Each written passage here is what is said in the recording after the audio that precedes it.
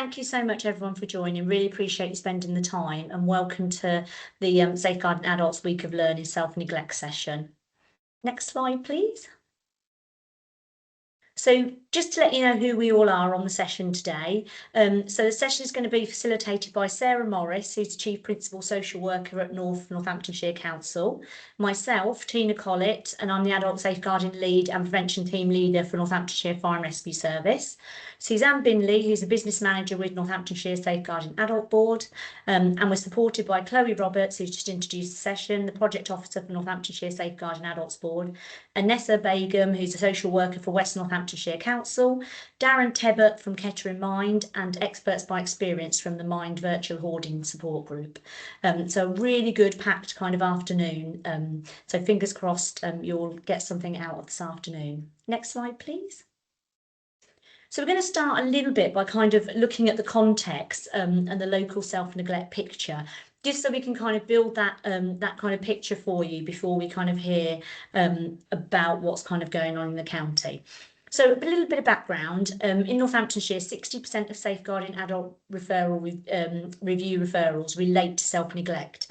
So if we look at like 34 SAR referrals between 1st of April and the 31st of March 2025, that's a substantial amount of our referrals coming into the SAR review that actually are all based around self-neglect.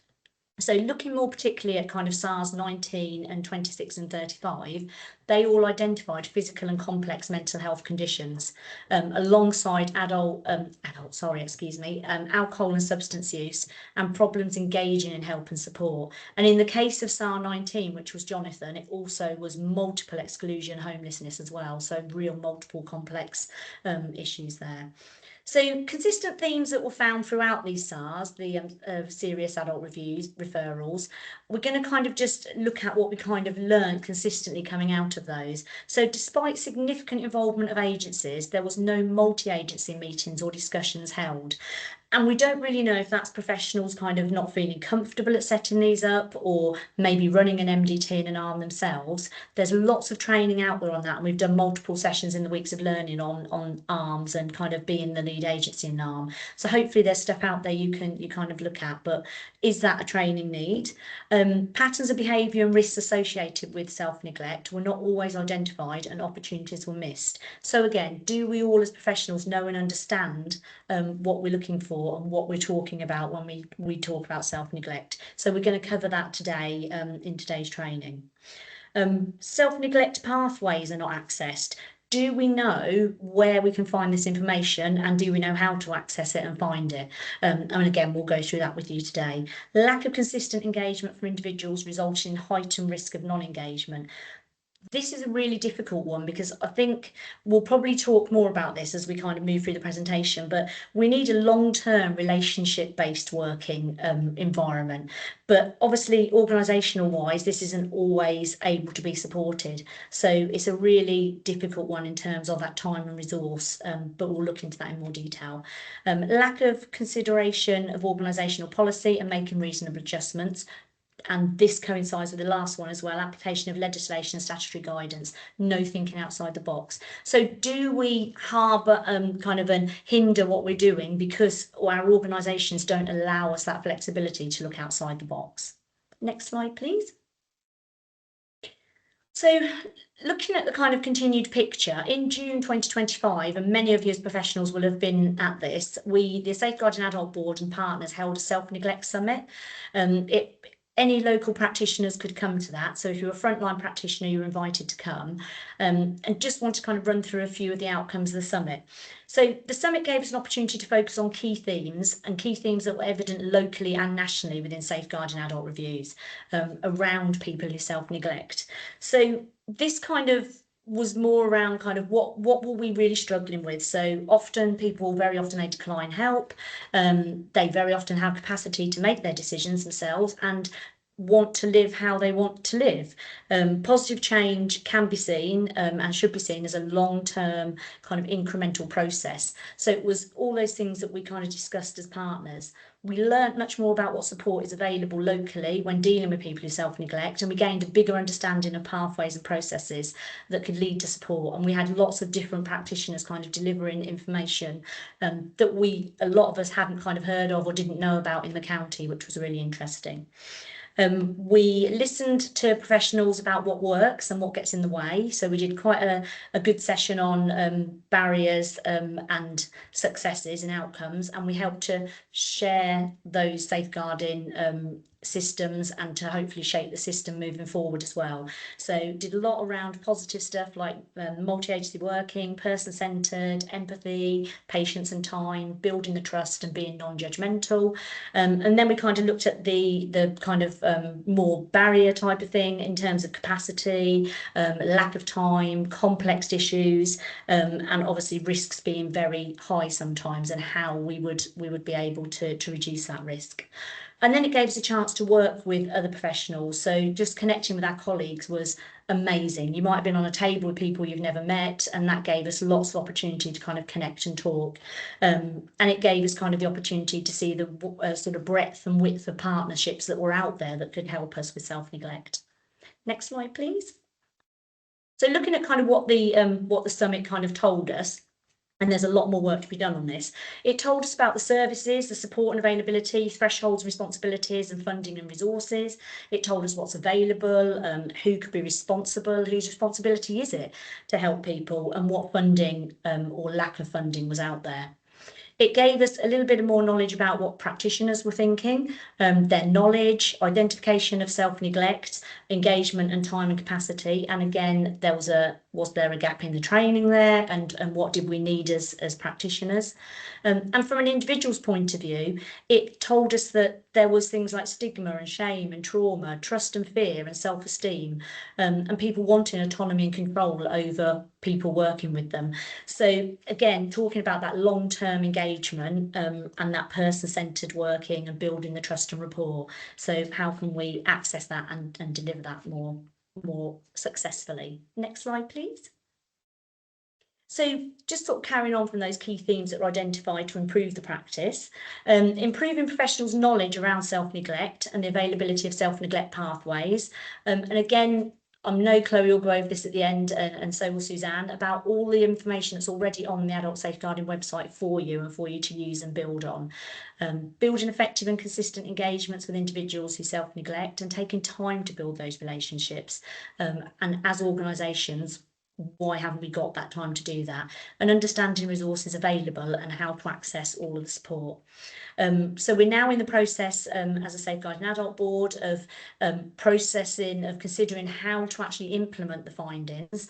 And obviously we want today to kind of go towards that, what findings we've got and how we can move forward with what we need to do. So really exciting kind of session in terms of lots of things hopefully that will come out of here in terms of learning. Next slide, please. So I'm going to hand over to Sarah now, who is going to facilitate a session from Kettering Mind, and hopefully Darren, if Darren's joined us. Thanks, Tina. Hi, and yes, I think Darren's with us, aren't you, Darren? Yes, finally got there. I think Spanish have finished their siesta now. Excellent. Oh, thank you so much for taking the time whilst you're on holiday. That's really kind of you.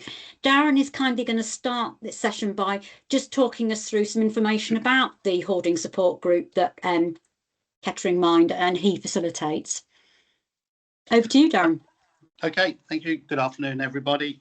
Our group at Kettering Mind is a peer support group for individuals that suffer with hoarding or have been diagnosed with hoarding syndrome. The group is open to the Northamptonshire area, although with it being a Zoom group, we have opened it up to individuals that are from just outside the catchment area. We set the group up initially as a trial in 2020 after Kettering Mind was approached by a hoarding psychologist Stuart Wormsley, who at the time was working for the NHS in the Kettering area. Due to COVID-19, the group was set up through Zoom.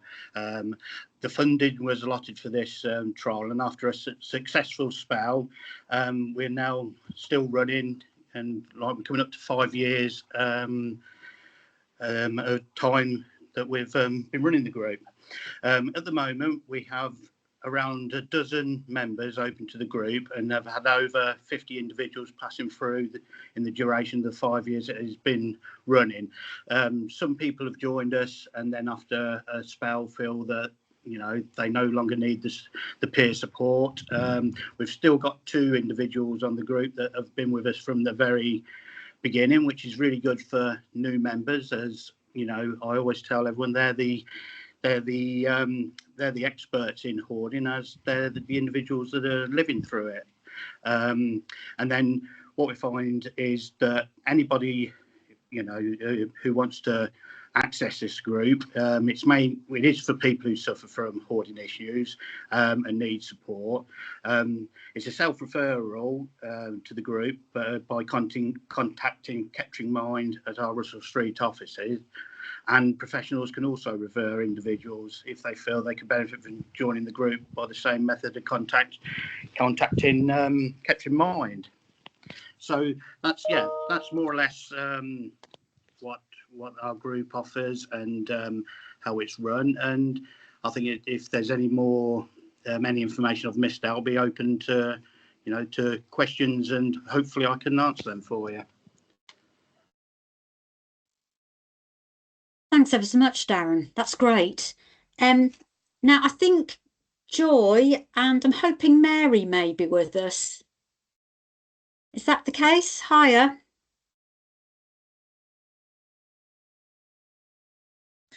Yes, it's Mary here. Hiya, Mary. Thanks ever so much. And I think I saw Joy had joined. Hello. Hiya. You all right? Yes, thank you. You all right? Lovely. Thank you so much for taking the time to join with us. When we met, we talked, didn't we, about some of the things that professionals don't do so well when working with you, and some of the things that maybe we as professionals could do better. So I've just got a few questions, if that's all right, which I think might help people. Can I start by asking you, how was it you found the confidence to seek support?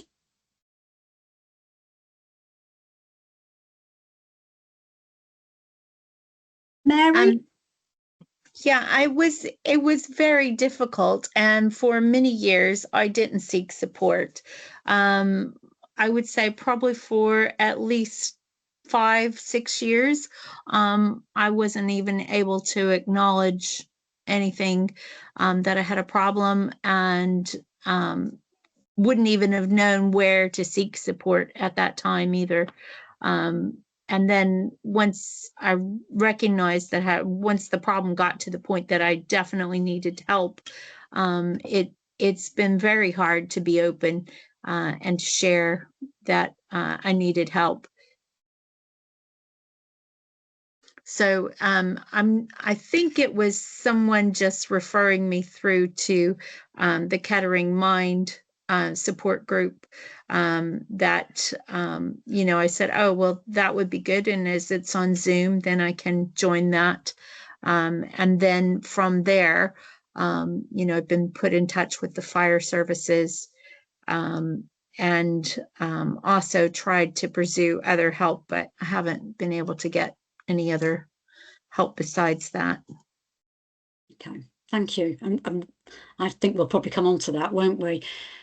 Joy, what about yourself? What was it that gave you that confidence to seek support eventually? It's depending on different situations and different professionals and charities. When I felt sometimes you just carry on doing things and all that, and finding that things can build up for years, and it's like there's quite a lot of things all around me, and it could be associated with like traumas and behaviors as well. It can get into like other mental illnesses, so like OCD and PTSD, and what's happened in the childhood and adulthood as well. And you recognize certain things and you try and go where you feel safe, not necessarily to irrelevant professionals or organizations. It could be to do with like charities, and then they can to other organizations, and it's like, well, I do need help, but you have to be very careful, because like over like the decades and that some like professionals and others and all that, they think they're helping, but sometimes their actions, conducts can be very harmful as well.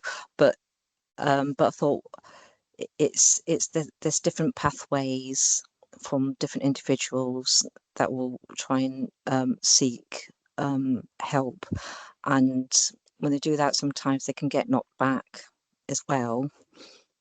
And but that's it at the moment. And I know when we spoke, you know, you talked about how helpful, how useful Kettering Mind has been, and the hoarding support group.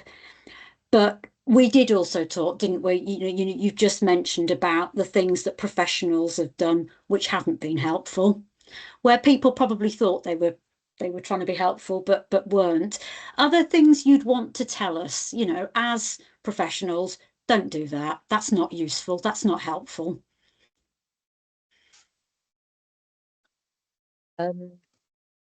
Yes, I think there's a large amount that has gone on.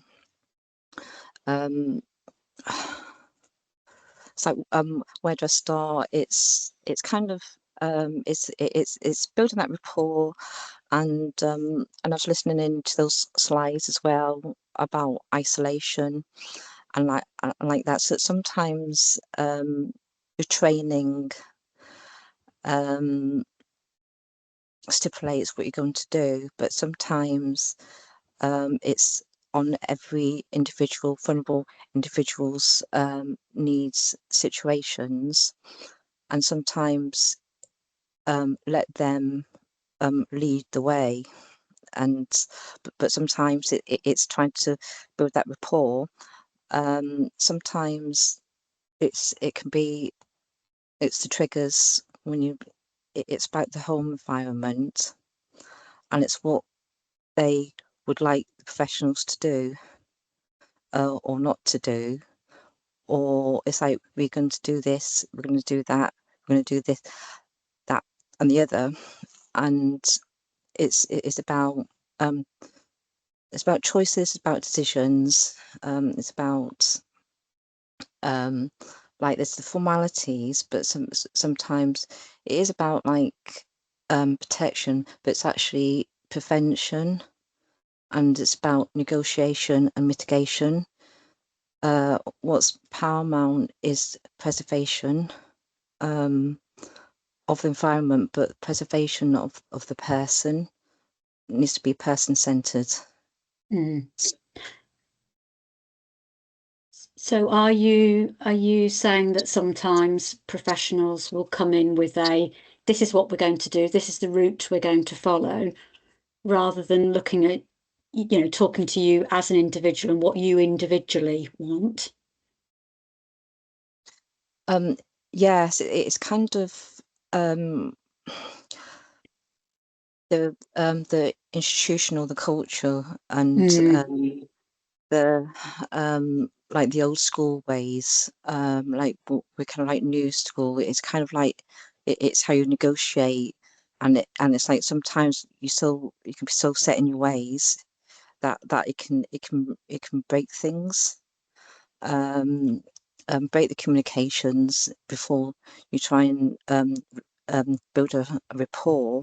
But there's other different communication methods you can do as well, because some people can be some vulnerable people can be like stress stricken, so sometimes they can't talk, sometimes they can't type, they can't write, they can't communicate, and it's how you reason with that, and how you bridge that that communication barriers or difficulties, and it's not how you breach things. Okay. What about for you, Mary? What would you say? What are the things that professionals have done that aren't helpful? Probably the lack of consistency. In general, that a big thing that hasn't been very helpful. And you know, saying, well, even like with the mental health support that I've had, it's, you know, you get 6 weeks or 12 weeks, and then that's it. And sometimes with your health and things, you're not able to make a session, or circumstances happen, but because that was the number of weeks, then, you know, that session is gone, withdrawn. So out. And then the other thing that wasn't helpful was being told, why don't you just get a skip and empty the house? Because I didn't feel like that actually understood the compassion that for a connection that I have feeling to the items that are in the house. Nothing is in my home without a purpose. And I appreciate there might be different types of acquiring and connection to things. But you know, I can just speak from my own experience. Everything I have has had like a purpose, or everything that I've kept in my mind has a purpose. So it's got to be, we've got to somehow get away from that need to retain. And I think that is where, you know, I really need help with, and also need somebody that is helping me to understand that, and to work through that, you know, for the letting go of things. And also the other, one of the other things that has been devastating for me, is giving hope that there's going to be help, and then not forthcoming with the help. And that has been a big setback to me mentally, of feeling abandoned, since, you know, so I think that kind of having some understanding of that. And then also there needs to be some sort of a balance between taking the lead and also not being pushy. Does that make sense? I don't know if that makes any sense or not. I mean, if I could do this, I would have done it. So that's where I do need help from outside of myself. But also I know that if, you know, like the attitude of just go get a skip, we're going to get a skip and everything's going to be carried out, that can be, you know, really detrimental. And I've not had that happen to myself, because I've said, no, I don't want to do that. But I do know that some people that have had that happen, they've just been devastated, you know, for years, and they just feel broken because of it. So I've got to find a balance. And I think, you know, working with someone is a big balance. It's like a tightrope walk, you know, not to fall off. Hello, you're right. Yeah. So. Yeah. Thank you. I can see that Carlos has got his hand up. And do you feel able to answer a question from colleagues? Yes, I think so. Yes. It's okay. Come on, Carlos. Hi there. I just wondered what you had They found haven't. helpful. So you've been asked about what's been unhelpful. I'm just curious to know what you might have found helpful. I found the support group really helpful. The people in that group that understand how it feels to not be able to let go of something has been immensely helpful.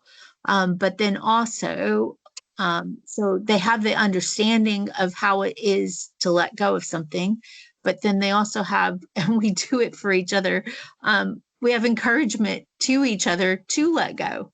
So it's like I said, there is a balance in that. So the support group with Mind has been very helpful. Another thing that I do find helpful is physical help, just because of my disability. I really struggle to stand for very long at all. And a lot of days, I would say probably more than half of the days, sometimes I'm just not able to stand at all during the day. So to have someone to come to actually physically help has been helpful, but unfortunately in my situation that's been rare, but that has been very helpful when I have had that. Good.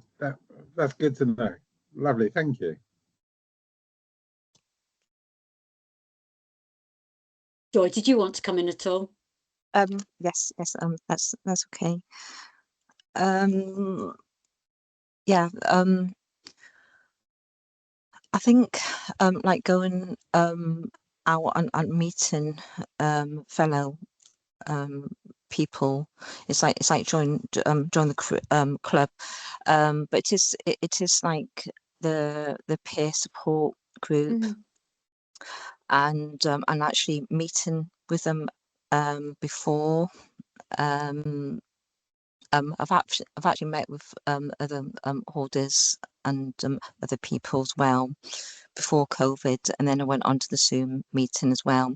So I have a lot of experiences for decades in mental health and that, and I got to know a lot of people during that time.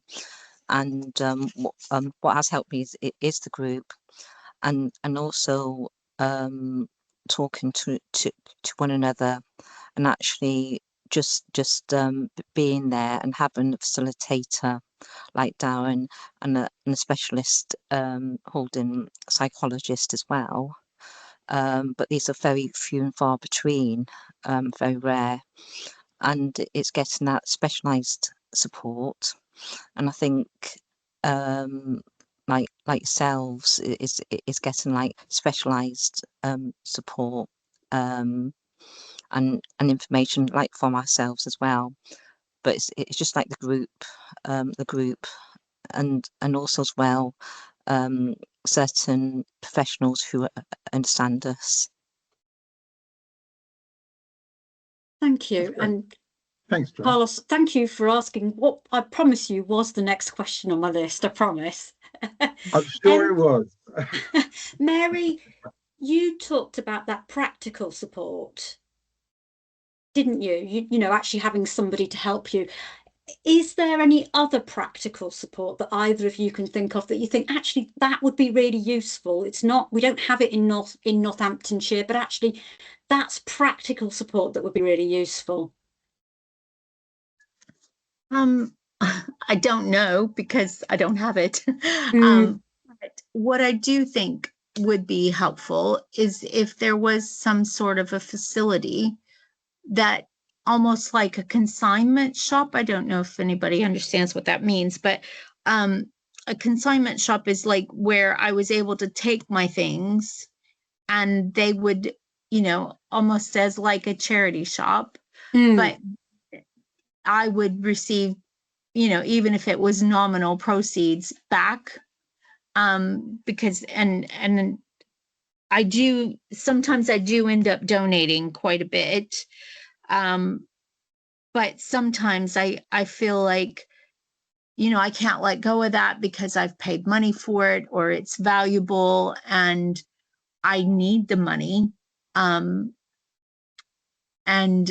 you know, and it would be helpful for me to have some sale proceeds out of things that I can establish the letting go of. So, and I don't know where I've just come up with this idea, just a second. But to have some sort of a consignment shop would be helpful. Now, I know that there are, I say professionals in the sense of businesses, that they will go to someone's home. And I have gone down that route a few years ago when I had a bit better finances. I did pay somebody to come, and basically all she did was hold the bag open for me. And I made the decisions to let go of it. You know, and everything that was going into the bag was her saying, oh, this is really nice stuff. This is really nice. This is really nice stuff.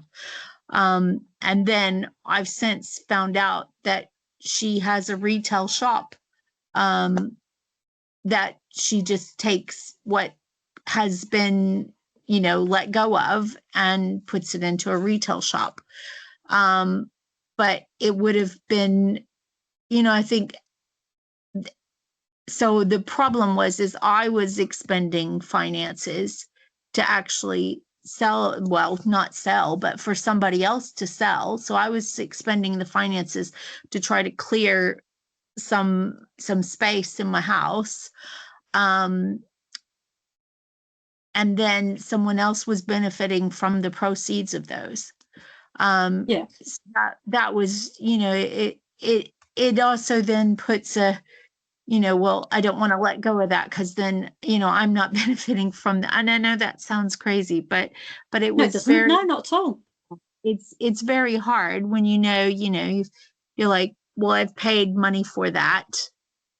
And I think, I mean, I suppose there are probably, you know, millionaire hoarders. There's people that are millionaires that, you know, still have this kind of same collecting and acquiring situation. But in general, I think a lot of people that have this kind of experience, perhaps not because of the hoarding tendencies, but because of other mental health or physical health conditions, they're not financially secure. So, you know, I think that's a big thing as well.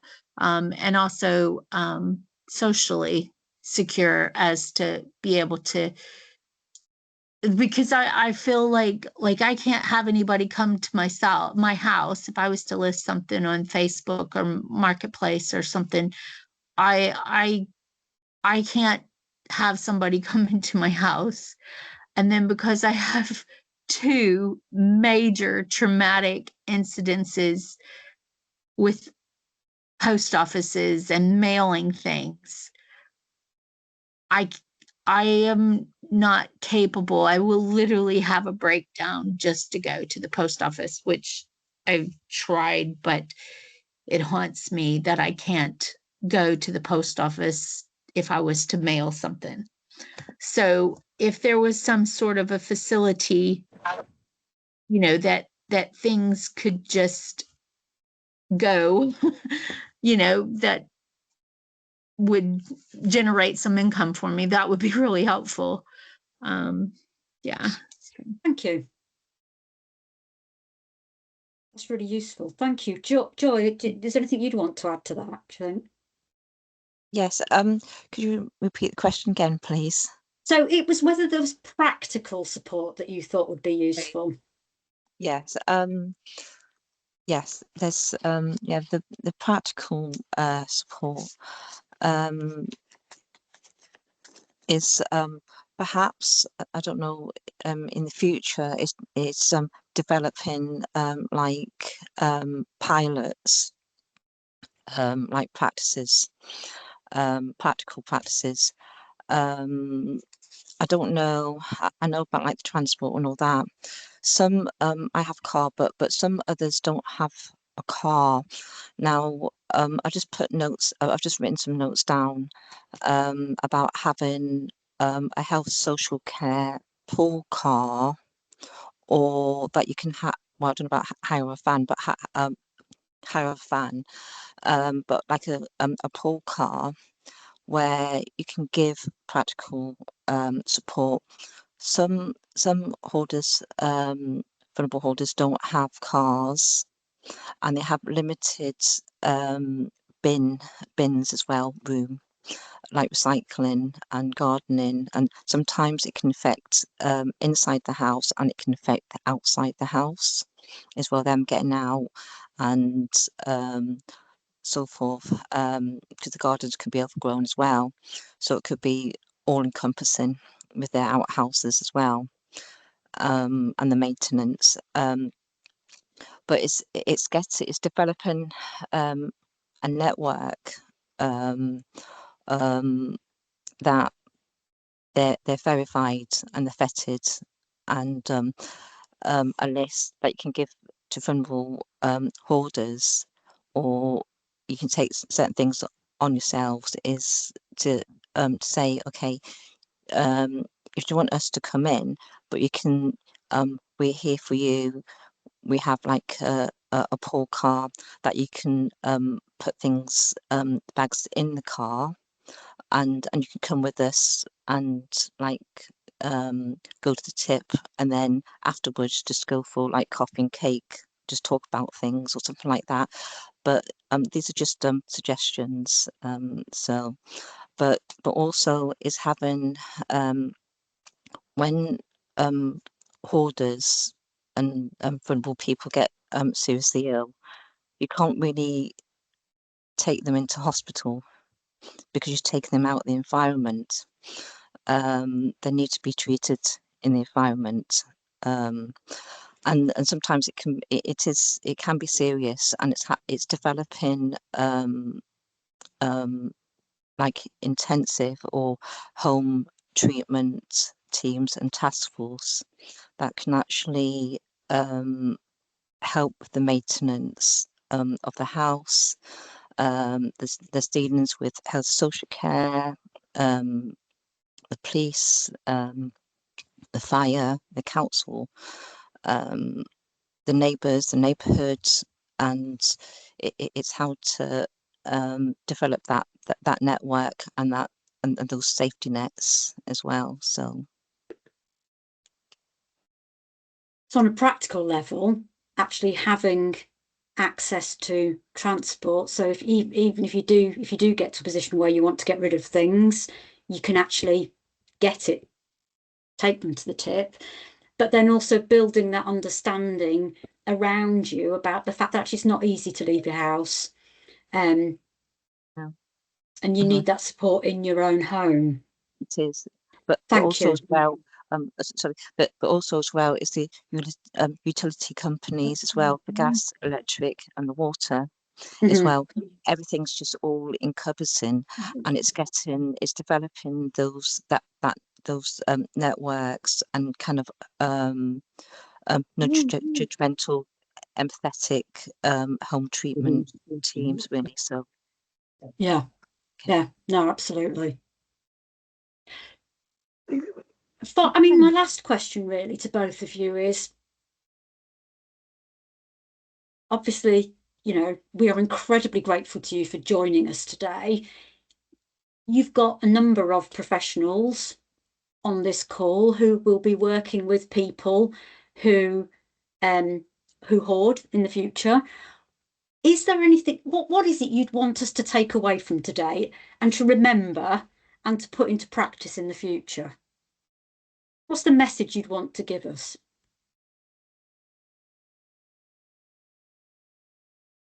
Mary?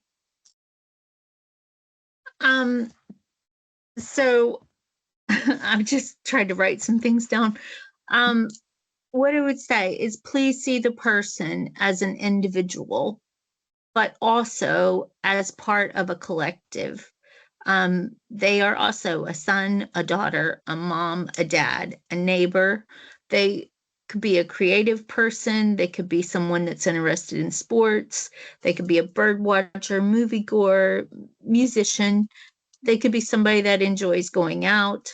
They could be somebody that's highly educated or somebody that is not had much of an education. They could be disabled, a vulnerable person. They could be lacking self-esteem. They could be masking, displaying all the confidence in the world. They might need just a few words of encouragement for a confidence boost.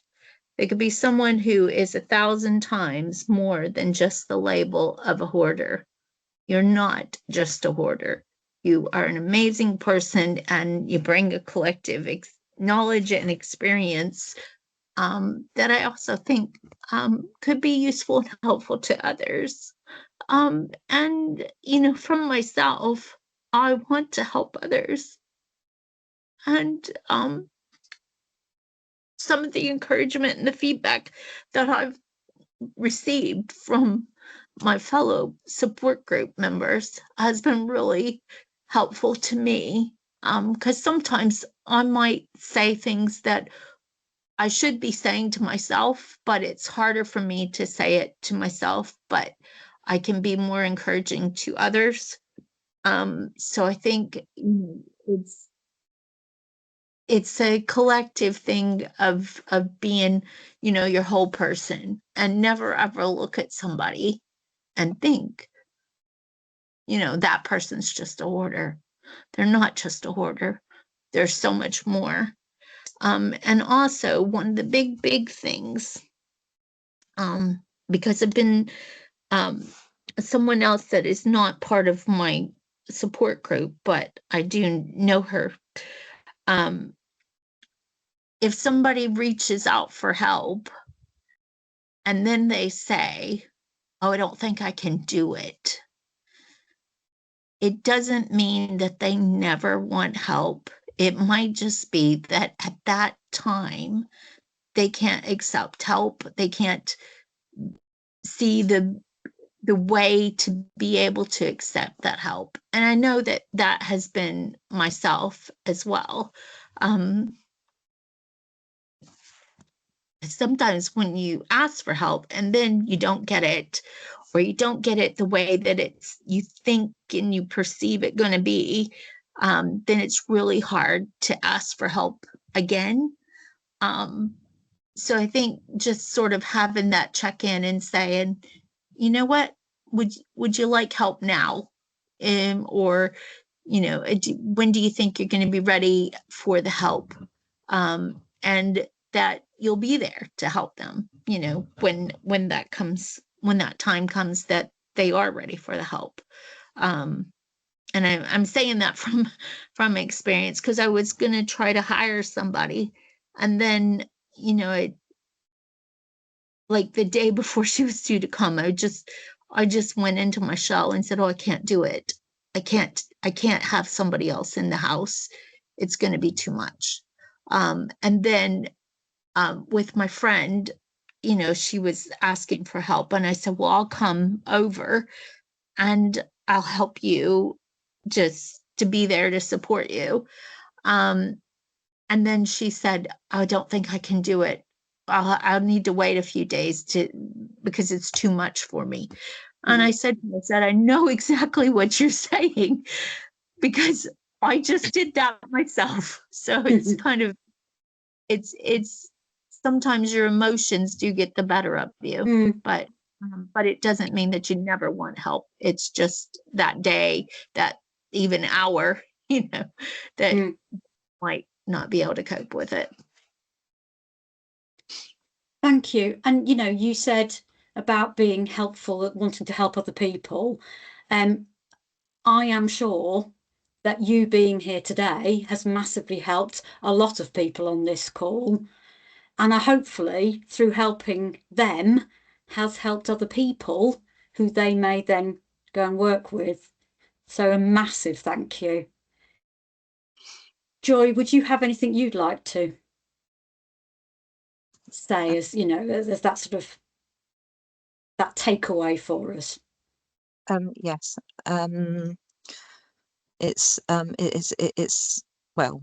First and foremost, it's seen as like vulnerable human beings. We still have like human needs and feelings and emotions and that, and sometimes there's no rights or wrongs. There's no winners or losers on how to do things from the professionals and what we do, the vulnerable holders, and it's the holistic, person-centered, vulnerable person-centered, and it's considering and with our full knowledge, our consent, transparency, our actions, decisions, and whether we need specialised advocates or chaperones to be with us. And then because the mental health, like welfare checks or warrants, there's a lot of things that can entail other people and professionals as well. It's having like one-to-one. If you can't meet up with them, sometimes like in the house, you can meet up in the car or somewhere else, like a one-to-one, and having a video call with them. Or how do they want to communicate with you through email, texting, or video calls? But it's putting them first and foremost. It's putting them. They are the first lead, and they can. They are like the leader, and they are experts. We are experts in our own experiences and lived and living experiences as well. But it's, yes, so it's just having that holistic approach and tailoring or telling what you know, or actually trying to source other specialised people and professionals and charities into what you're doing as well for us. But it's practical, hands-on, and it is kind of it's just given us the choices and the decisions as well, and doing things without knowledge, consent. Don't do things without our behind our back, or but it's being non-judgmental and empathetic, and being forthright, and don't do things like spontaneous. Let us know first. Yeah. Thank you. Okay. Can I say, on behalf of everybody here today, a massive thank you to you both, because it's a big thing to come and talk to. I'll say it now you're finished, to 69 people. That's a massive thing to do. So we are incredibly grateful to you for your time, and for you coming and talking with us. Thank you ever so much, and thank you to Darren as well, for breaking into his holiday. Very much appreciated. I more than welcome. Thank you very much for the invite and opportunity for some of our individuals to, express how they feel and, make them feel listened to. Yes. Sorry, go on. Sorry. I just thought as well that I hope these not going to be like one-offs sort of things, these sessions, because there needs to be a continuum.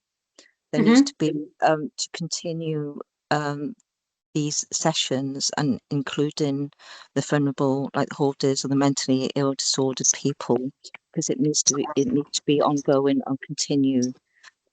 These kind of like sessions, or it could be like quarterly, every 3 months, or actually just keep in touch as well with one another, and actually working in partnership with them as well, with each other. Thank you. As Because equals. So no, please, thank you. That's brilliant, because I know, you know, the Safeguarding Adults Board is really keen that people with lived experience work alongside people to understand exactly what people want, because actually you're absolutely right, you're the people with the experience. We do our best, but we do get it wrong. So actually, if we're asking people, how can we do better, how can we get it right, then we can improve services, can't we? So thank you so much for your time and for your experience. That's fantastic. Thank you. I'd like to say a big thank you to Darren and the Kettering Mind for having the group, for our support group. And also to Sonia from the fire services. She has been such an advocate for me to try to get me help from like adult social services and other agencies. So even though that hasn't been forthcoming, just knowing that there was somebody that was for me to get help was very meaningful to me. Good. And I think, yeah, that is, that might be another suggestion, if you could, you know, somehow have, because it does seem like it's a lot of hoops you have to jump through to get different services and things. But if there was some sort of an advocate for you program like Sonia's been for me, I think that's a good idea as well. Well, as you know, as we talked about previously, the Safeguarding Adults Board is really keen that one of its priorities this year is about supporting people who self-neglect. And I think one of the important things is that we understand exactly what it is that would help people, and look at what we might be able to provide across Northamptonshire going forward. So thank you, that's really useful. Yeah. Thank you. Thanks, Chloe. So I'm now going to hand over to Anessa in West Northants, who has a really nice example of some really good practice. Anessa, thank you. Thank you. Sarah, can you see me? Because I'm having problems with, I can't see the slides. I can hear you guys. I can see you now. You're all right. Yeah. That's fine then. So luckily I've got a printout of the slides and my notes as well. So yeah, that's great. Thank you. So yeah, basically, this is, so I've got two cases to talk to you about briefly, and both the cases that I've worked on is now complete. So there has been positive outcomes on both these cases, but I have worked on other cases as well, and I'm working on a couple of cases where there is significant self-neglect for that person. But and then towards the end, and I'll direct Chloe to go to the last section where there's a bit of reflection from me in terms of self-neglect and hoarding. The first person is, I'll call this person Robert. So basically, he came to be known to adult social care, or to me, he was allocated 2 years ago. He's no longer with me because I've moved teams in that time, but I was involved for about a year, probably just going over a year. Basically, he's now 65 years old. So yeah, he came to be known to adult social care in 2014, 2016, 2019, and then 2022, which is when I got involved, and there was numerous safeguardings raised. I mean, we had a number of safeguardings from the GP surgery, from EMAS. We also had concerns from neighbours in relation to to his self-neglect and hoarding, the way they've seen him, basically very concerned. By then, basically the fire safety team, so that's Sonia's mentioned name again, basically her team got involved, and the clutter rating that was given to Robert's home was basically 9. So as you know, it's the highest on the hoarding scale. So Robert has for many years not had running water, gas or electricity. And it's believed that Robert has been, living in that condition for over 30 years, or probably less than that, but it is a significant amount of time. So without anyone really knowing what the inside of his home looked like, and why he continued to live like this without anyone noticing. The first floor was impeded, and was at that time we got the environmental people team involved, and they more or less condemned the property. And the rest of the property was an absolute, it was a fire risk. There was no walkway. The doors were blocked with hundreds and hundreds of letters, unopened letters, clothes, junk mails, bags, carrier bags, and there was lots, and it was hardly any space to stand. It was a struggle to even get the door open, basically, for Robert to allow us in.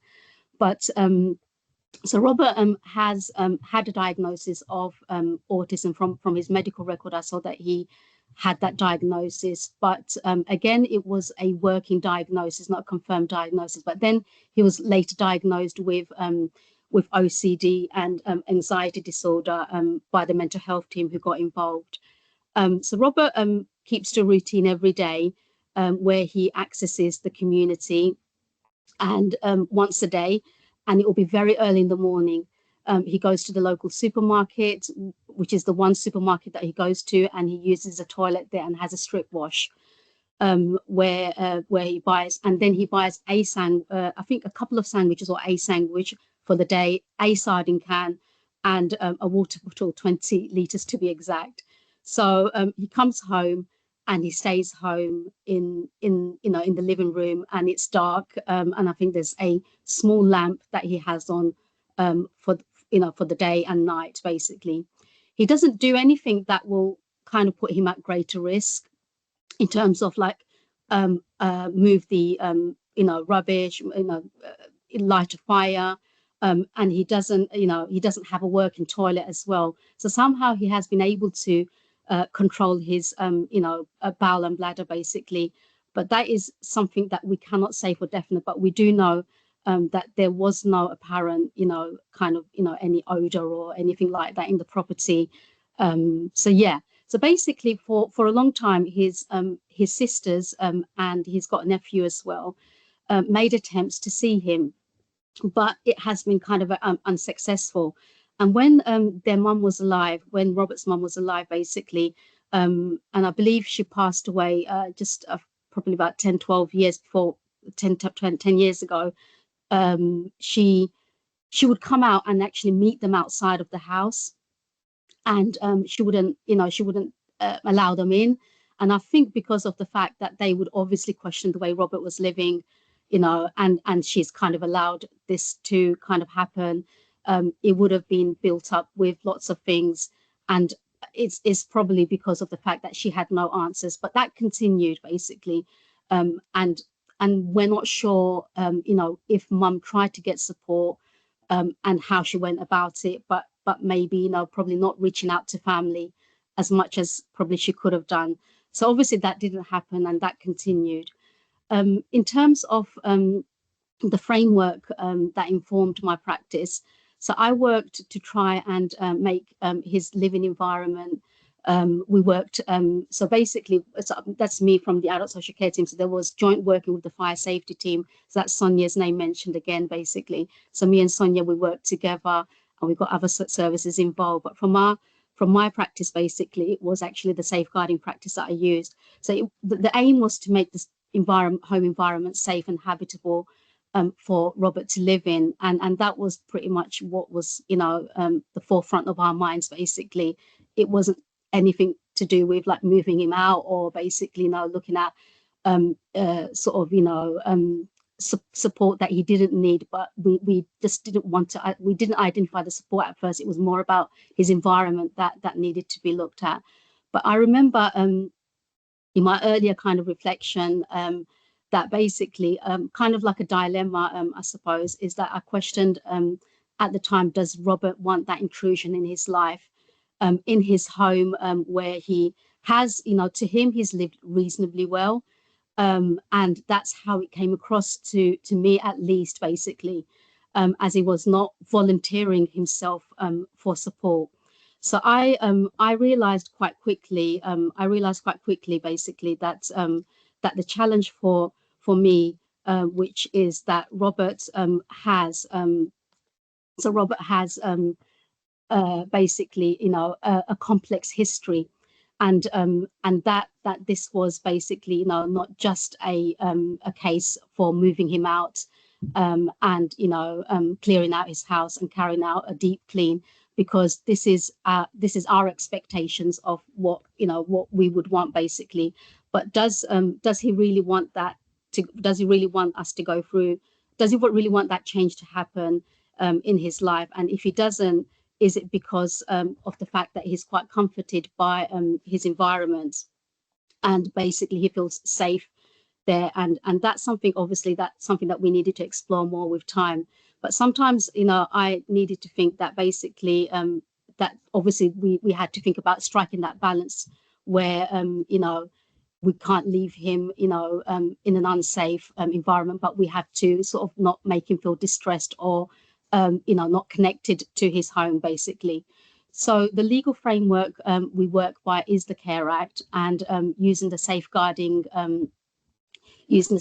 principles, the process, basically applying similar principles to the Human Rights, you know, Act, which is, you know, ensuring that the person, that person's voice is heard, wishes and preferences are, you know, we are aware of that, and that person is at the center of anything we do. Basically, everything we do and anything we do is that person is involved, and also to empower that person without, you know, about risks, basically, you know, give them information that is that they can understand, and, you know, and basically, you know, try and give them some responsibility. And I think that's pretty much the you know, how we worked. But obviously, you know, every person is different, and every person processes information, accepts information differently, and it's also about our approach as well. So part of that challenge, basically for me, was that if he agreed to a clear out, there is a possibility that he may go back to the same level of hoarding, and basically, you know, and the dilemma for me, for us, basically would be to go back to processes and organizational, you know, structure and expectations of how we work. Is that leaving him and not considering a piece of work, basically with that post clearance, which is, you know, and that will be detrimental to him. So there's a whole conversation and a whole understanding around post clearance and that consistency of work that we do with that person, that, you know, obviously that, you know, that was mentioned earlier in this presentation. So so that could be like, you know, support being identified, continuing with that relationship and contact with that person. And so I identified that there is that element of social work relationship that we had to have that is really, really effective. And it's about, you know, going to have that kind of longer term outcome for that person as well. And it's about that relationship building that we build, and you know, getting that, you know, that building that trust and familiarity, and getting the response that is most effective for that person in that time, and for them to be involved. So that's really important. But going back to Robert, basically, I discovered that that there are underlying causes needed. Basically, there are underlying causes needed to be explored, and might have caused, you know, the hoarding, where what might you know, what might help him to deal with it, and, you know, hence why, you know, we call it professional curiosity, basically. So that's where we need to sort of go deeper and understand it. So basically, using the safeguarding principles and guidance, and having that sort of, you know, platform to address the issues with Robert, having multi-agency working in the background, and where, you know, the several teams that were involved, the fire safety team, GP, social prescriber, mental health services, and other services as well. So it's what we found most effective is that both Sonia and I worked effectively with Robert, and it was important that, I mean, to him, basically, he couldn't work with many people, and it was us that was a familiar face to him, and we kept to that. So and we have to sort of, and I think at that time I wasn't aware of the hoarding service, and it didn't come to me, but it just didn't seem to me at that point, basically, he wasn't I don't know how to describe it. Basically, I don't think he was hoarding. I think it was more about how he's going to be, I think it's about how he couldn't make that sort of take that step to clear, and he lived like that, basically, and he seemed to be relatively happy because there was that there was no disturbance in his life. So he wasn't piling things up, but he was piling up water bottles, and he was collecting them. And I think it kind of worked around his routine. Whatever he was doing, routine, he was very much routine based, and he had nobody in his life, basically. So I did my assessment in stages in terms of like how we worked, basically. So basically our visits were, regular, and we would meet up, me and Sonia would meet up, and it would be very, very short, sort of, he would time us, basically. So it would be, say, I don't know, 10 minutes, 15 minutes, 18 minutes. It was like that. And we realized, we have to go, and it was just to keep that conversation alive, because basically, we could tell that he got anxious and he was constantly looking at his watch. So the aim for us was to, for us to be a familiar face to him, and for us to sort of kind of give him that education, that there are risks involved for you to continue to live like this. And it was hard work, but we felt that we was connecting with him. We was making some progress, and that went on. Basically, the conversations continued. Sometimes I would come by myself, and most of the time we would do joint visit, but it was regular. But main thing for me was that I kept that visit up regularly. The first, I would say, the first few months, it was every other day. I would pop by for 10 minutes, and basically, and it was like that because I knew that it was going to be very hard, and also for previous workers, it was very hard for him to even open the door and even just acknowledge us, basically. So obviously I had to think about my approach, and I had to constantly think, how am I going to get that person? How am I going to see him? How am I going to get, him engaged in our little conversation? So after about 11 months, basically, so that's 11 months, of one-to-one support and the visits and the multi-agency working, basically, Robert told us basically he's happy for us to do a clear out and like us to make the arrangements, but there are certain things obviously we know that he would like to keep. And the company that I looked into was an amazing company, and they were just based in terms of reasonable adjustment in terms of working with people with ASD and elderly who that they are very, very experienced, and they did it in a way basically where he wasn't additionally distressed or anything like that. So that went on. So that post clearance did happen. Sorry, that clearance did happen. And then obviously there's that post clearance work that needed, and that was obviously another challenge for all of us, basically. And so once that was done, I could see that that he was actually pleased. I noticed that he was happy at the time, and the change. If he didn't seem to get distressed by he didn't seem to get too distressed by the change. But we know that he doesn't say much, and he doesn't really open up much, basically. But we can tell by that initial look that he that he was basically he was very, very happy. So so basically we provided some support in addition to that, and basically again it was hard work, and then then in that time I changed team. There was a restructure, and I had to go, but I believe the work is still continuing with Robert.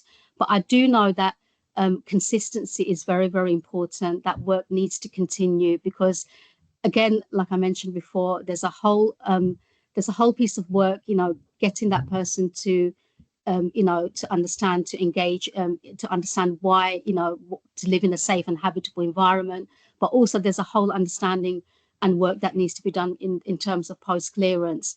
And basically, you know, and you can't do this alone. Basically, you have to have that joint working. And obviously, with me in terms of, you know, the good outcome was that the work that was done was with the excellent support of the fire safety team. So that's pretty much it. So basically, like, so that's my first case. But with my second case, again, good outcome.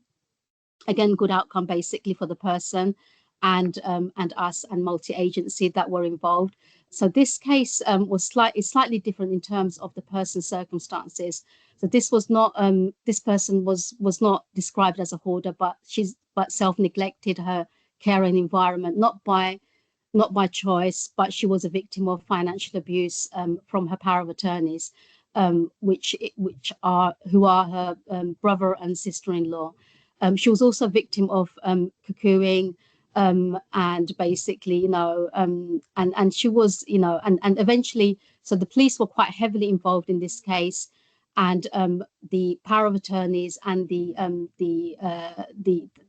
perpetrators that cuckooed her before the power of attorneys got involved were arrested, and charges were brought against them.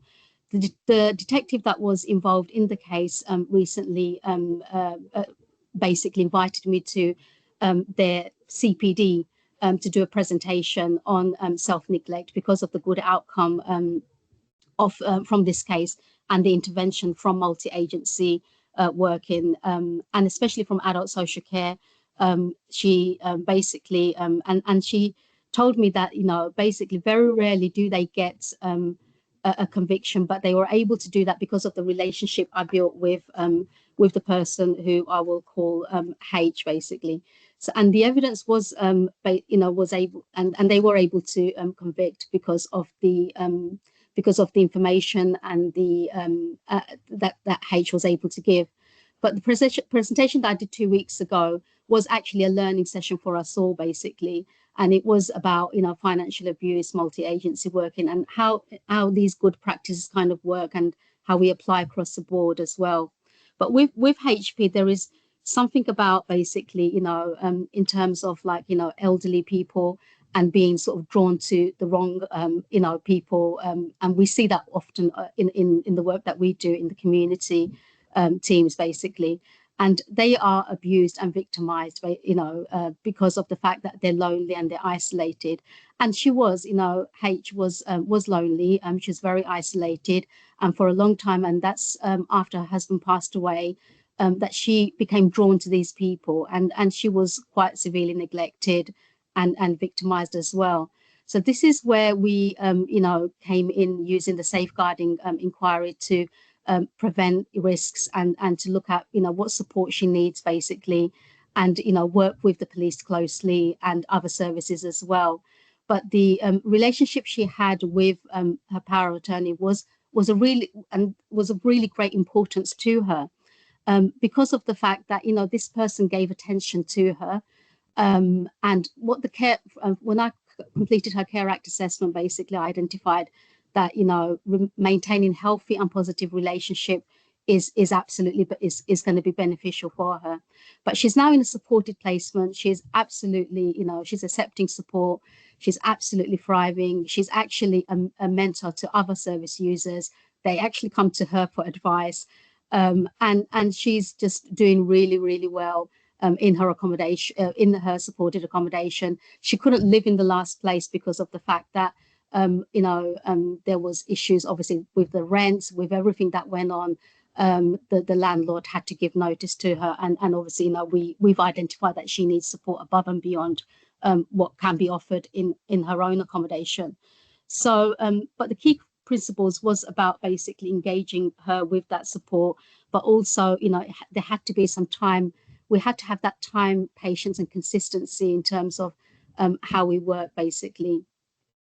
So, so basically, you know, keeping the person involved, and the challenges often arise basically when the person, you know, if the person becomes unwilling and they're not going to be accepting support. But it's that we need to sort of understand and identify as well. So basically, the other thing was that the success depended on our approach and how we work and how we build relationship and everything that we do, you know, we need to keep that person involved, and work with different services as well. But there needs to be that genuine, planned, you know, and targeted support, and there needs to be that, you know, that person's, and also to understand that person's life experience, because everybody's experience is different, their circumstances are different, and the support network is going to be different. Say if that person with H, she had absolutely nobody, so she didn't have that scaffold of support, whereas somebody could still self-neglect, could still hoard, but and have lots of people around them. But it's how strong that scaffold is. It is really about you know, the approach that we take to get that person engaged in support. But multi-agency absolutely works. It's something that we have to use in these cases. Just on the last sorry slide, Chloe, just I'll go on the last one now, so I'll wrap it up basically. So yeah, just a bit of reflection. So basically, you know, when what I have you know, found basically working with these cases is that what I found is that basically, you know, that it does not, you know, fit neatly into our, you know, into our services, into our statutory kind of, you know, practices that we work in, and they're not going to be ticking all our boxes, because it shouldn't be like that. So, you know, with these basically, you know, cases, it's about sort of understanding the person's situation and working with them. And it has given me that sort of opportunity to learn about self-neglect and sort of to understand. And that's, you know, there's a whole you know, understanding around self-neglect, and I think legal literacy is very, very important, and for us to sort of use that knowledge and for us to expand. And also obviously working with people with lived experience, every person's situation is going to be different. So it's about, you know, being compassionate, showing that genuine kind of regard to the way people live, what their circumstances, how they came to that situation. And I think that takes a long time, takes us a long time to understand. So it's really important that we, you know, that we do, when we do our reports, when we receive, you know, when we receive referrals, or, you know, when we're, you know, assessing somebody, that we are also, you know, referring, where we're referring, and they're referring the concerns, that we do it in the way that it is for that person and not for us. So basically, you know, it's about, you know, conducting the way that is meaningful to them, that support that is meaningful to them. So, but from my, you know, reading and having worked with so many different cases, you know, where people self-neglect, where they hoard, you know, it's, you know, basically, you know, it is really, there is lots and lots of challenges for us as well, basically, you know, in terms of how we're going to be breaking those, you know, those barriers, and how we're going to be working. And again, consistency is very, very important. So we also have to think about, you know, the barriers to engagement, the language that we use as well. And, you know, basically, you know, that it is that, you know, about who is self-neglecting or hoarding, and, you know, how we can, you know, support that person to feel, you know, that they're part of the support that they're receiving. So, and we know that, you know, that you know, that there's going to be lots of challenges, but absolutely, it's about our approach and working consistently with that person. And there is that long piece of work about, you know, it's not going to be basically, you know, a piece of work that's going to be happening within a few months. We have to be able to review our approaches and our work and put that in. So that's it. Sorry, Sarah. Thank you. No, thank you so much, Anessa. That, I think, you know, you have highlighted the points that Mary and Joy made about the importance of do you know what, I can't remember how Mary phrased it now, but it was that bit about leading whilst being led by somebody, and working with people as individuals, because we are all different. So thank you so much. That's fantastic. I think I'm now going to hand over to Suzanne. Is that right, Suzanne? I think so, Sarah, thank you. Although I'm not sure how I can follow up both those, I think, quite powerful sessions from hearing from Mary and Joy, and then Anessa, just in their experience. But Really just, I'll try and summarise, but really huge thanks to Mary and Joy for sharing their lived experience with us, which I think is so powerful, and it's something that we need to hear as professionals. But as Sarah said, Mary and Joy, you know, the Safeguarding Adults Board wants to learn what's going on and how we can best support individuals that are self-neglecting. So I'm sure we will want to make contact and see how you can support others in that if you're willing. But really very brave of you both to share your experience, and I think invaluable that we do hear that. Again, and to Anessa, you know, I think what I've written loads of notes, and kind of the notes I had for the session kind of now have kind of failed into insignificance from hearing your stories. But I think it just shows, Anessa, you know, when that support is in place, and, you know, your diligence in and your persistence in really hearing the individual's story, working at their pace, not moving on, you know, 11 months supporting Robert. Wow. I mean, I know when you first told me about that case, I just found it inspiring, and I'm sure other workers on this call have had similar experience. But, you know, thanks to you as well. It's so important. And I think, you know, let's just learn from what we've heard today. And I really liked the, I'm not sure if it was Mary or Joy that said about, you know, checking in. I think it was Mary, checking in. You know, the time might not be right. But again, you know, you sharing your story, Anessa, showed that the timing wasn't right for Robert, but thankfully you did, and you checked in every other day, and I'm sure he's now living a better life for himself, and knowing that that support's in place. Really, I just kind of wanted to summarise on kind of what we've learned today, in terms of, you know, what is self-neglect. According to the Department of Health and Social Care, I mean, it covers a wide range of behaviours, neglecting to care for one's personal hygiene, health, or surroundings, and that includes hoarding.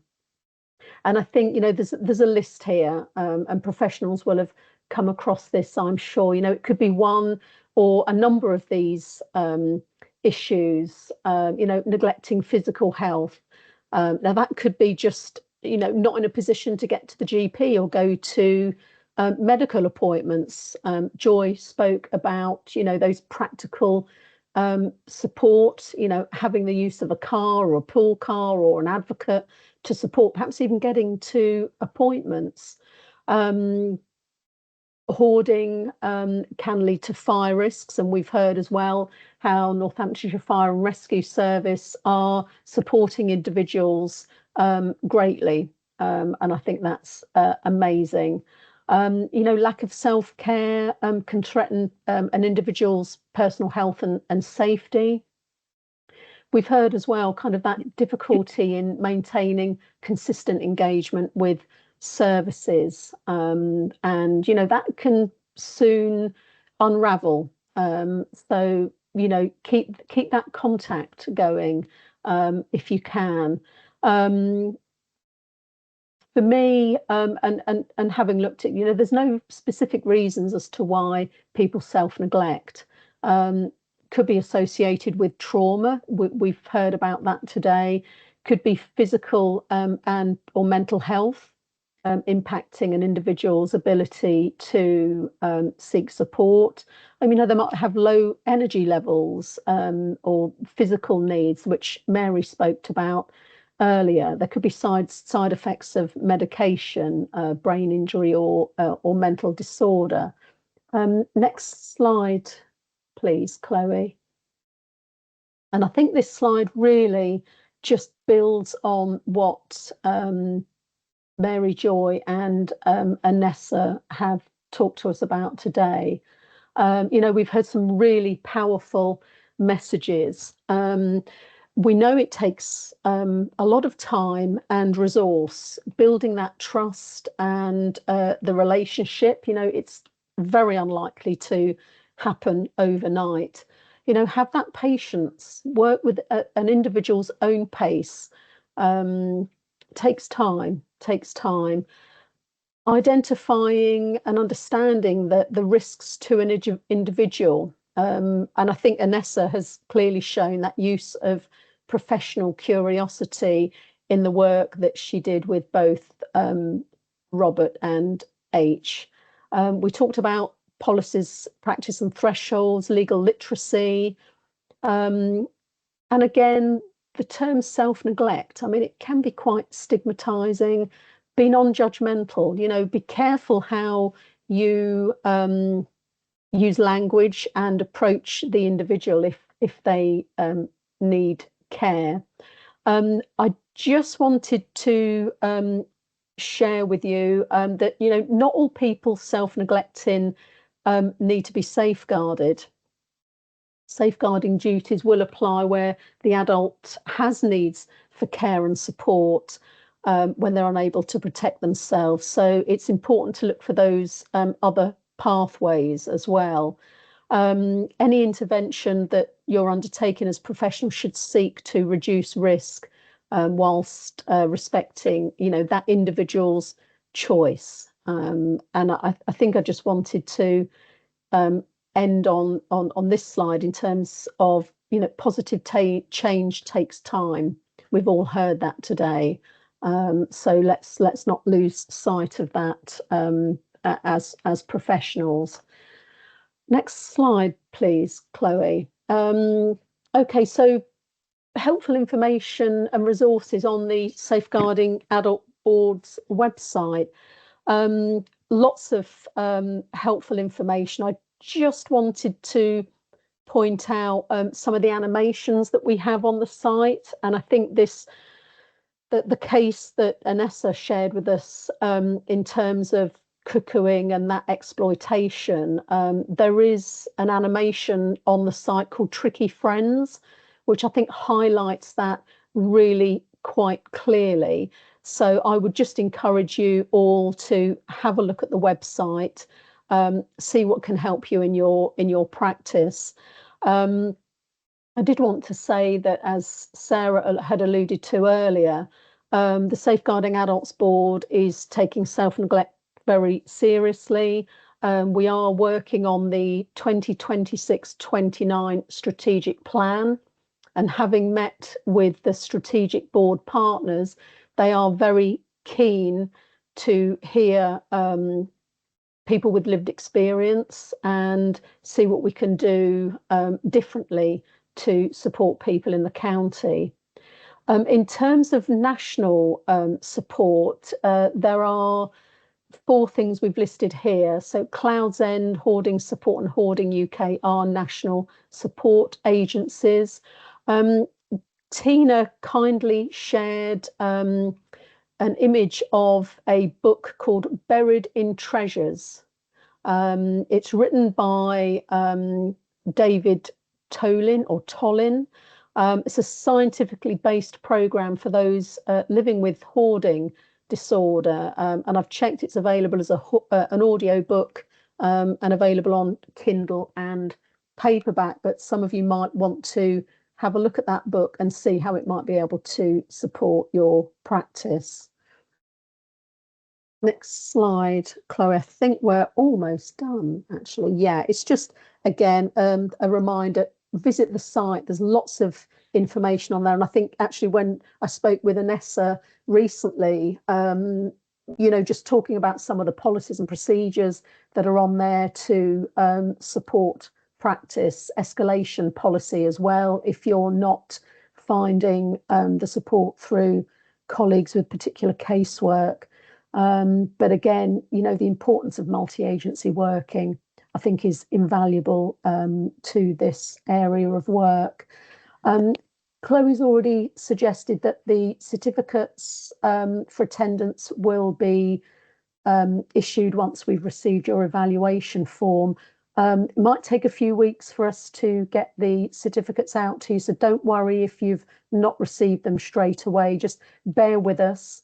I think we've had over 70 people on this call, which is fantastic. But personally, from myself, just thank you to everyone that's attended today's session. You know, for those that have taken the time to help us present, hearing your stories, I think is always invaluable, and it's something that we certainly want to do more of. Sarah, Tina, did you want to say anything else before we've got about 20 minutes, haven't we? I think we'd booked this out until 5, but there might be some questions from colleagues on the call. Yeah, I was going to say that actually that might be a really good time now to open the floor to questions while we're all still here, so that everybody can ask anything they want of any of the professionals or any of our speakers today. That might be a really nice idea.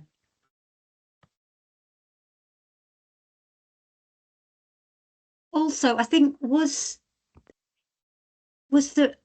there other people here today who are part of the Kettering Mind Hoarding Support Group? Yeah.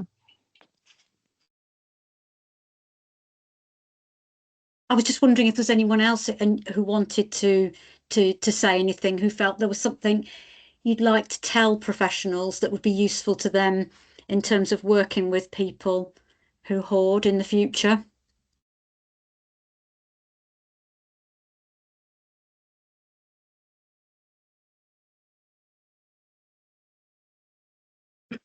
It doesn't matter if not, I just wanted to check. There are others there. Hello, Sarah. Hi. So there are others. I'm just wondering if there's anything they wanted to say. If not, it doesn't matter. I just wanted to give people the chance.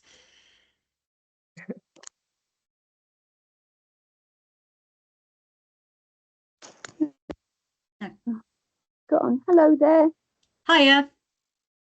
I seem to have gone. I don't know if you can hear me. Certainly you can. Me? Yep. Oh, you can. I don't know what I did there, but anyway, yes, I'm part of the Kettering Mind Group. My name's Wendy Pateman, and I'm in the Kettering Mind Group. I was one of the originals when we started, with Darren and Stuart being the psychologist. So, I mean, I've had my hoarding issue for probably about 40 years. Parts of my house you can live in and sit, etc. But I have a couple of rooms which need sorting out. But you mentioned, I've written it down. I've put it like feeling safe in your jumble of things. That's what I've just said, but basically it's hoarding. And that is true, because a lot of us hoarders are emotionally tied up with our stuff, if you like. And when I've had counselling sessions in the past, I've always used this word safe. So I think what it is that we're with our stuff that we've got around us, we feel safe. And part of that is to do with emotion. And while your stuff is with you, you feel, you don't like it, but you feel safe. And so the thought of actually parting with it is just, catastrophic in your mind. How are you going to feel about that? Although, if you reason with yourself, you know that, whatever you're giving away is going to go to charity. It would help somebody else. And although you know that, you can't actually physically do it. You kind of freeze up. So I've been fortunate, and when I joined the Kettering Mind, I did have 6 months of, and 2 girls came, and they were brilliant. And so somebody does come to your house. I mean, I was really worried to death about it, to be honest. And although the girls are lovely and they take your charity, take the stuff away for you, which is brilliant, really. That's part of it. You don't have to take it.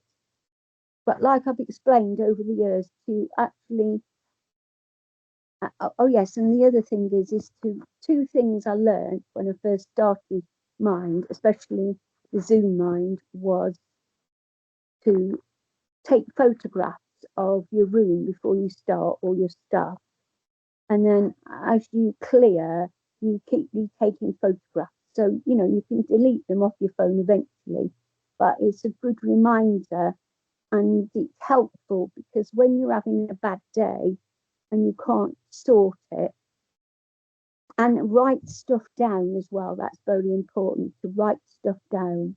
That was one, Darren, he always calls it the notebook. That was very helpful. So I have learned so much through Mind myself. And now I created a WhatsApp group for us on the Zoom, which has been going about 4 or 5 years really. So, and anybody that comes to the group, we just add them on. The WhatsApp is useful because we can talk on there, like emotionally, or you know, and stuff like that. So really, I suppose what I'm saying for, you know, professionals, that we're stuck sometimes with feeling safe, and a lot of it is emotional. You know, I think maybe that a lot of the time the hoarding, people that want to come and help you, which is fantastic, is about getting rid of your stuff. It's not about getting rid of it totally, because some of it is all right. It's just that if you're lacking in space, which I am, I live in a small house, you're just lacking in space, really.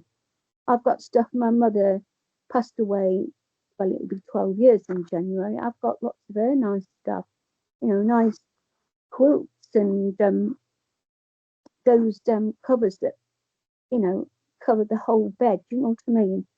Cover over your quilts and stuff. I don't want to part with those because they're beautiful. So you know, it's stuff like that really. But I think that maybe, and how the other thing is most important, is how it affects the people that you're living with. I'm married. I don't know if it's worse if you're living on your own because you haven't got anybody telling you, you know, to tidy it up or anything. But you know, it's affecting my marriage now. I've got OCD, so that doesn't help. The OCD I've had since I was 17, 19. No, 17, because my dad died when I was 17, and I am 72. So I've lived with OCD all these years. I've had counselling for it, and actually I'm part of collecting. That is part of the emotion. You know, you gather things along the way from family. You buy things to make you happy, and then you don't just buy one thing, you buy two things because you can't make your mind up in choosing one item. It's really really hard to let go. So now I'm at a point where it's really affecting my family, my husband, my daughter. Not that she's married. Why I was late was because we've come from there today. We stayed 2 days. She's got a beautiful house, modern. We've got a nice house, it's cottagey style. But I've got stuff I need to, you know, I'm stuck, if I'm honest. But it's when you said about that guy, you know, the feeling safe, we're trapped. That's what we are. We're trapped in our emotions. And I'm trapped at the moment, if I'm honest, and I don't know what to do because it's affecting my marriage. But we're also grateful, and I do know that just us ladies that are on the WhatsApp group. There's Jane, there's Jerry, there's Joy, all those people there. They're all part of the Mind group. And I'd be lost without it. I always wanted, all through my life, wanted to meet people that have got the same condition. And you pretend that you're perfectly all right. And then you go home, you're happy when you're out, and then you go home, to your clutter. And it makes me sad. Anyway, I've probably said too much, but no, thank you. That's really, I think that message about that feeling of safety is a really important one. So thank you for joining us, and thank you so much. That's really well, appreciated. I've had this condition a long time, and having OCD doesn't help because my OCD involves a lot of checking. So leaving the house is huge. I always worry about it. I worry about, my stuff and everything. I don't want to leave it. I know it sounds stupid, but I'm parts of the house, I'm sitting on the settee now, I can sit on the settee. It's just a small house really with lacking of storage, plus the back bedroom where my husband and I used to sleep, but we now, for different reasons, sleep in separate bedrooms. His bedroom, my room,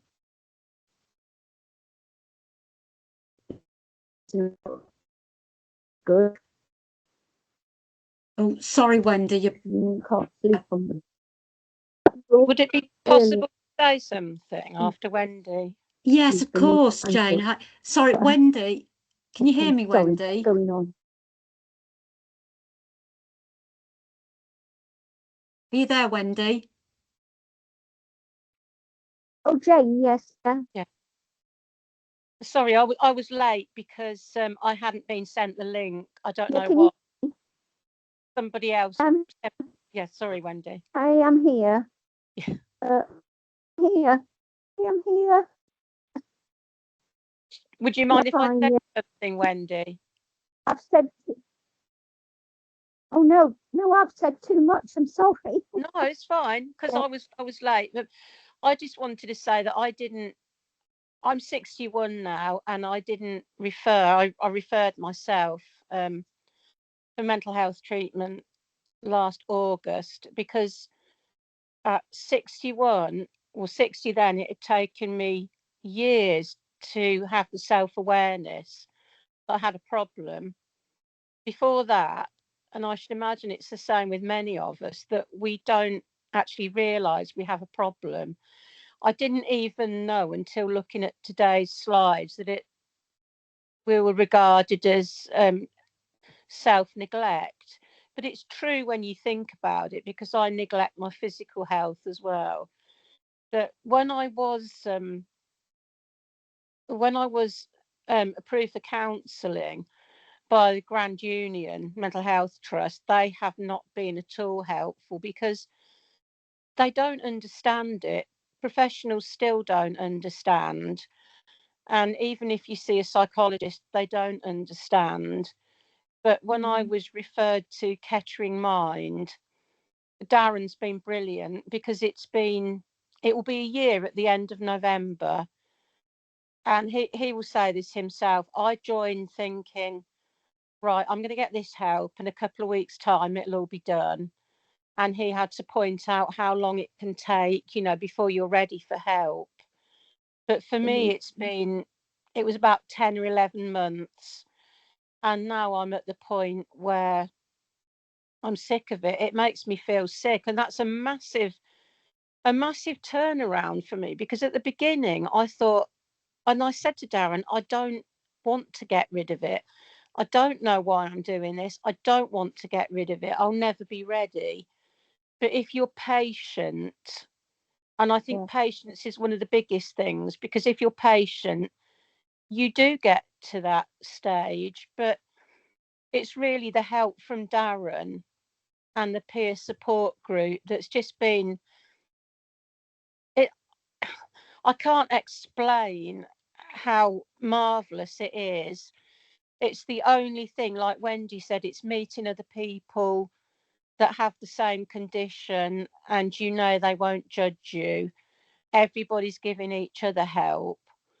So whereas we're grateful for the professionals learning what it's like, I think there's, you know, peer support groups are invaluable. It's been a massive help to me. And 11 months ago, if you'd asked me then, I would be saying to you, I can't do it. I don't want to do it. I couldn't think of anything I wanted to lose. But when you do, you just keep going. And you also realise what Darren said is true. You can't unhoard, you know, years and years of collections. So you have to be patient with yourself as well. But I think support from people that actually have lived through it themselves is absolutely invaluable. Yeah, that is very true. I mean, I think I phoned Mind Up. I think that's what it is in Kettering. I knew that it was there, and you can phone them. You can phone that number anytime, and somebody will help you. I remember once I always used to get a bit worked up 2 days before anybody came. Not that they were lovely, lovely young girls that came and everything, but I was just the thought of having to sort it out. You know what I mean? It used to make me go to the bathroom a lot and all that. And I remember once I phoned up Mind and said I'd have to cancel my appointment tomorrow. And the lady on the other end of the phone, you know, she said, "Well, what is it?" I'm a bit worried. And they talked me through it. And then before I knew where I was, she said, "Well, you know, just have the session anyway, and you might be able to do a bit." So even if you're fearful, you can phone anybody at Mind, and you can phone them Tuesday, Wednesday, and Thursday up till 11 o'clock at night, which that is brilliant, isn't it? I've gained so much knowledge from the Zooms that we have.